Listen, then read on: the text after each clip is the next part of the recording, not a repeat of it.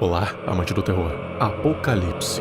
Uma palavra que dá arrepios em muita gente, porque é uma palavra que simboliza muitas coisas. Uma delas é o significado literal da palavra, revelação, e o significado mais sombrio, a destruição, a devastação, a erradicação de tudo, o fim dos tempos. Pois é, o Apocalipse tem muitas interpretações dependendo de quem lê.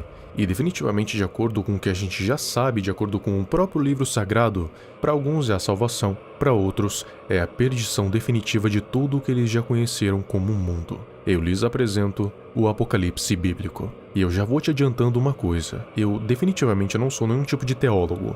Apesar de já ter criado várias teorias sobre muitas coisas aqui no canal, eu não sou formado em teologia. Isso significa que muitas coisas que eu vou falar aqui podem estar erradas na visão de alguns, certas na visão de outros. O meu intuito aqui é te passar informações que estão no livro sagrado.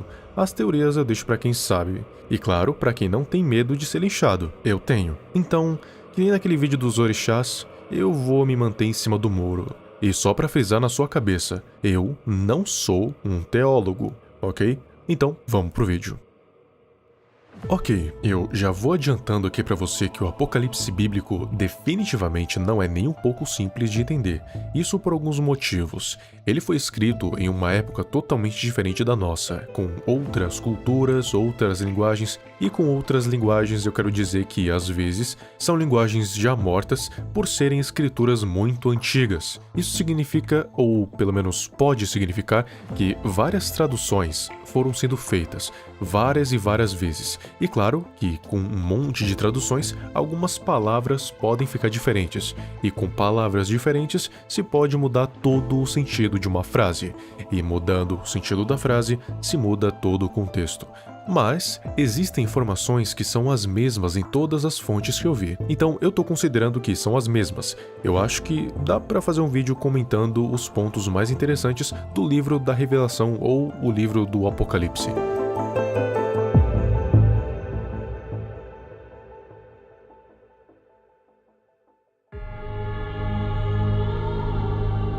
E eu pus-me sobre a areia do mar, e vi subir do mar uma besta que tinha 7 cabeças e 10 chifres, e sobre os seus chifres 10 diademas, e sobre as suas cabeças um nome de blasfêmia. Esse é o capítulo 13, versículo 1 do livro do Apocalipse. Nesse capítulo, João descreve o que seria a besta do Apocalipse. E o que seria essa besta? Num sentido mais literal da descrição dela, a besta do Apocalipse seria uma criatura parecida com um leopardo, só que muito maior. E ao invés de uma cabeça, essa teria 7. E é bem importante que você fique bem atento a esse número, 7, porque ele aparece muitas vezes aqui e tem um simbolismo um tanto interessante. Esse número representaria a perfeição e a completude de Deus, porque ele fez o mundo em 6 dias e descansou ao 7º, completando o ciclo de uma semana. E tudo tem a ver com o 7. 7 trombetas, 7 igrejas, 7 taças, 7 selos, tudo tem a ver com 7. E o fato da besta do Apocalipse, que frequentemente tem a imagem associada ao anticristo, ter justamente 7 cabeças, já poderia ser considerado como uma das blasfêmias. Claro, isso é só uma interpretação minha, até porque, pelo que eu entendi, a besta é um anticristo, mas o anticristo não é necessariamente a besta. Então, enfim, a besta do Apocalipse seria esse amálgamo com corpo de leopardo, pés de urso e 7 cabeças com 10 chifres. Nesse capítulo, é dito também que o dragão, a representação do próprio Satanás, deu poder e influência para a besta. Assim, todos os humanos deveriam adorá-la, e ainda por cima foi permitido que ela travasse uma guerra contra os santos e vencesse. Existem muitas interpretações em relação a o que é a besta e o que ela representaria.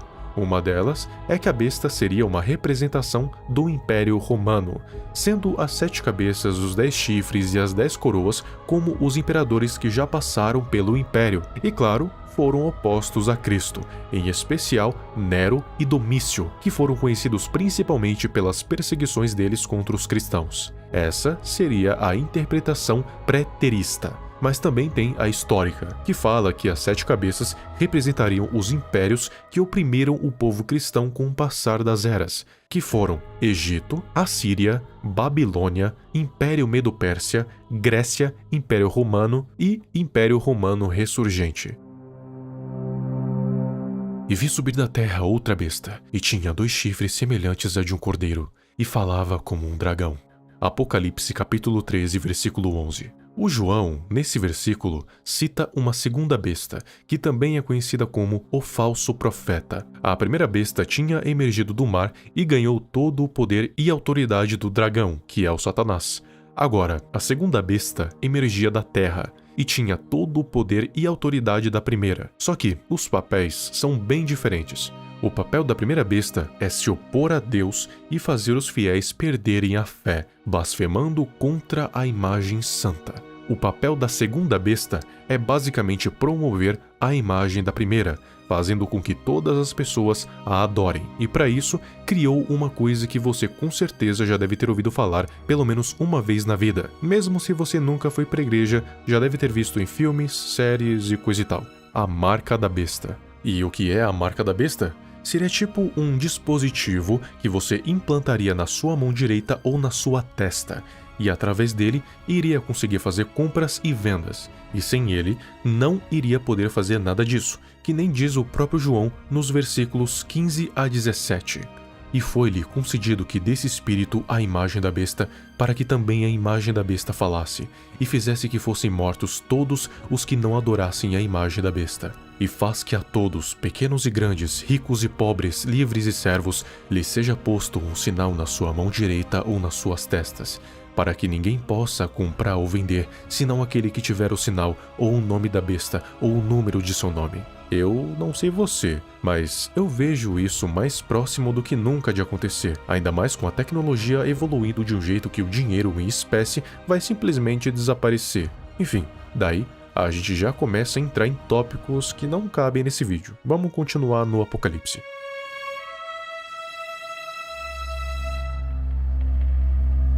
O Anticristo é uma das imagens mais complicadas, controversas e enigmáticas do livro do Apocalipse por vários motivos diferentes. Seja por causa que ele nunca foi diretamente citado no livro, porque frequentemente associam a imagem dele à besta do Apocalipse, mas também pode ser um ser totalmente diferente.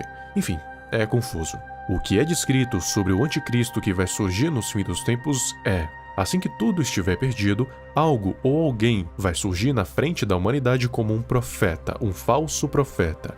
Ele vai prometer prosperidade e segurança para a humanidade, e é quem vai propagar a marca da besta. O papel do anticristo vai ser basicamente fazer as pessoas se afastarem da religião como um todo, afastar as pessoas daquilo que faz elas serem fiéis. E para quê? Para que somente ele reine supremo na terra, afastando todo mundo da fé.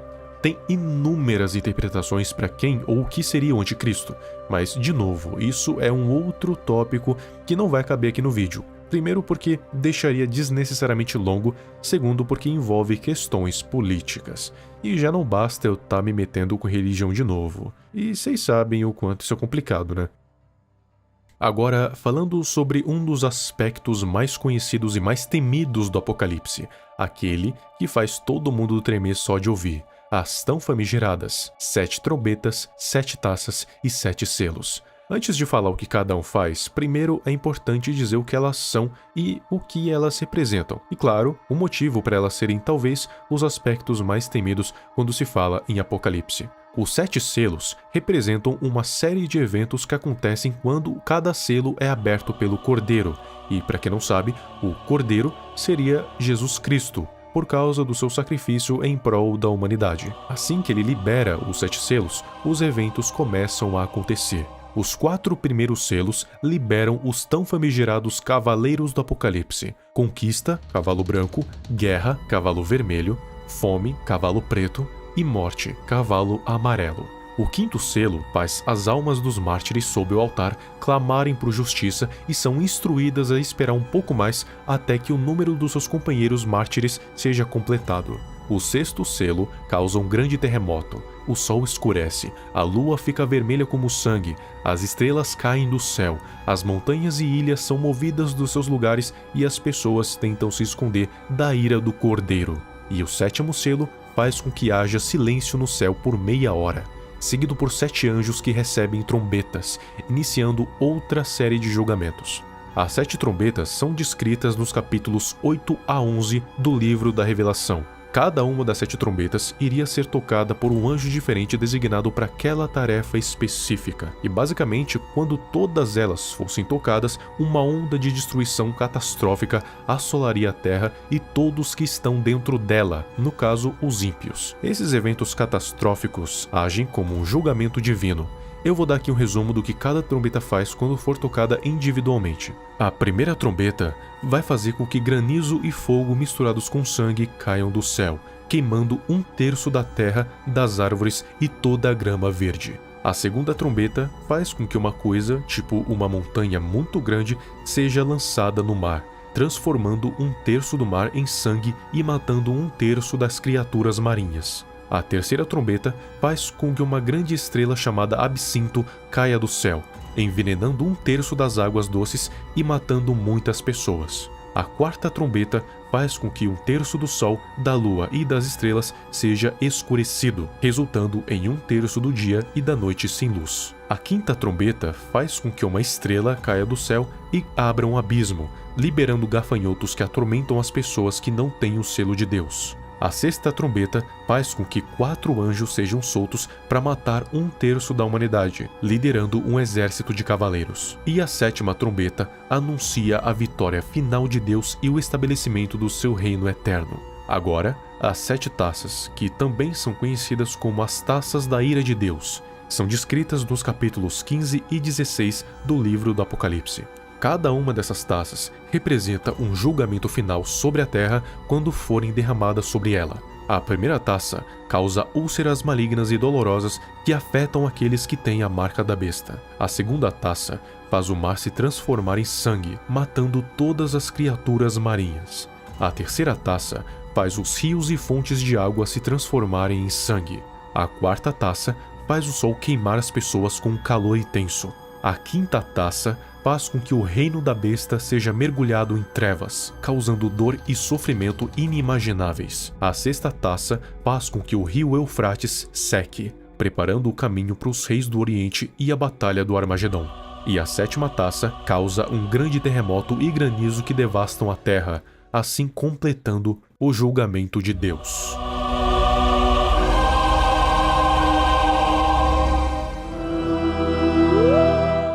Basicamente é isso sobre o livro do Apocalipse. Eu tentei juntar aqui todos os pontos que eu achei mais interessantes enquanto eu estava fazendo as pesquisas e lendo um pouco do próprio livro da Revelação. Eu nunca tinha me interessado antes sobre essa parte da Bíblia, mas quando eu fui lendo e entendendo o que cada parte queria dizer, apesar de ser bem ambíguo as interpretações, eu comecei a achar muito interessante e resolvi trazer aqui para vocês as partes que eu achei que seria mais legais de contar. E se você estiver se perguntando se tem esperança depois dessas sessões de julgamentos, fique tranquilo porque tem. No fim do livro da Revelação se fala sobre o novo céu e a nova terra, a nova Jerusalém, a vida eterna e a vitória sobre o mal. Basicamente, o Apocalipse vai limpar a terra de todo o pecado e toda a dor e sofrimento. Assim, Deus passará a habitar na terra junto do seu povo, assim iniciando uma nova era de paz.